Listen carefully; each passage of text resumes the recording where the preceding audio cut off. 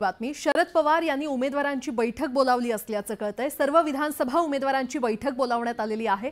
10:30 वाजता या बैठकीला सुरुवात होणार आहे। शरद पवार निकालाचा आढावा या बैठकीत घेणार असल्याचं कळतंय।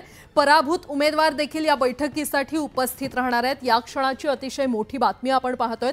शरद पवार यांनी सर्व विधानसभा उमेदवारांची तातडीची बैठक बोलावली आहे। आज सकाळी 10:30 वाजता वायबी चव्हाण सेंटरला स्वतः शरद पवार निकालाचा आढावा घेणार आहेत। विधानसभेतील दारुण पराभवाची कारण मीमांसा देखील या बैठकीत होणार आहे आणि या संदर्भात अधिक माहिती देत आहेत आमचे प्रतिनिधी चंद्रकांत फुंदे आपल्यासोबत जोडले गेलेले आहेत। चंद्रकांत, आपल्याला माहिती आहे विधानसभा निकालाच्या धक्क्यातून अजूनही राष्ट्रवादी पक्ष बाहेर आलेला नाही, सावरू शकलेला नाही। त्यांना अजूनही कळत नाही नेमकं कुठं चुकलं, काय चुकलं।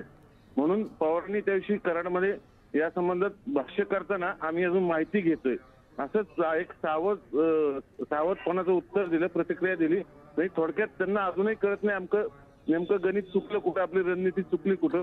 त्यातच सगळी कारण मीमांसा करण्यासाठी सर्व जे पराभूत झालेले उमेदवार निवडून आले ते ठीक आहे, पण जे निवडून येण्यासारखे होते पण पराभूत झाले त्या सर्वांना बोलवलंय।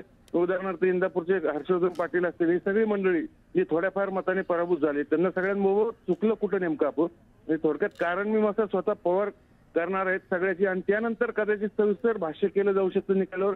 त्या निकालावर काय आपली भूमिका घ्यायची, म्हणजे नेमकं आपलं काही चुकलं का, काही गडबड झाली की समोरच्या पार्टीकडून असे काही भूमिका घेताना, काही आरोप करताना काही भूमिका घ्यायची का राष्ट्रीय गुण, त्याचे सगळे निर्णय। कारण अजूनही त्यांना समजत नाही नेमकं आपलं चुकलं कुठं, हार कसं काय झाली अचानक। याची सगळी स्वतः पवार आढावा घेतील आणि या बैठकीनंतर कदाचित ते आपली सविस्तर भूमिका जाहीर करतील पक्षातर्फे।